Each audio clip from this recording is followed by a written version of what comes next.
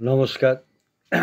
৩রা মে ২০২০ থেকে বিশ্বের কবিদের খোঁজ, কবিতার খোঁজ এবং তার পাঠের চিরঞ্জীব ভালোবাসা সামান্য স্পর্শে আজ আমি প্রথম পাঠ করব নাসরিন ফেরদৌসীর কবিতা সাক্ষ্য।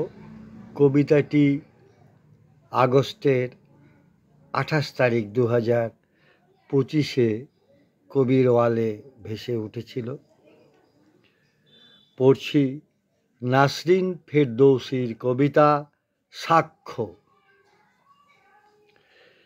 এ জীবন মহাকাব্য, এ জীবন অন্বিত বাক্য, চলমান চিত্র, আনন্দ বেদনার মৌন সাক্ষ্য। এ জীবন পদ্মার ঢেউ, উথাল পাথাল তরি, গধূলি চিবরে ছায়া ফেলে রক্ত করবিগিরি। এ জীবন আকাশ নীল, সঙ্গচ্যুত মেঘ অম্বর, ভাড়ায় চালিত যান সময়ের শিকলে পর।